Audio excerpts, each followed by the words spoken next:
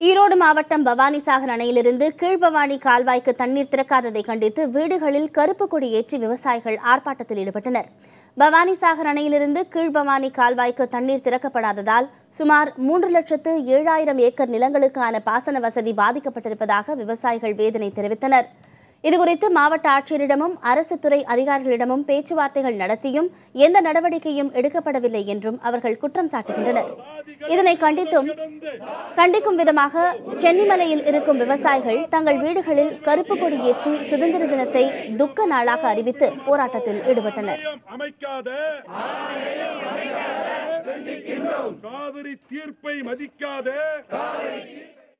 கீழ்பவானி பாசனத்திலே பயன்பெறுகிற 3 மாவட்டம் ஈரோடு, திருப்பூர், கரூர் ஆகிய மாவட்டங்களிலே இருக்கிற 2 லட்சத்துக்கும் மேற்பட்ட ஏக்கர் நிலங்கள் வறட்சியாகி குடிநீருக்கும் பெரும்பஞ்சம் ஏற்படும் என்பதனை அரசின் கவனத்துக்கு கொண்டு வருவதற்காக இந்த நாளை துக்க நாளாக அறிவித்து வீடுகளில் கருப்பு கொடி ஏற்றி இந்த முழக்க அட்டைகளை வைத்திருக்கிறோம்.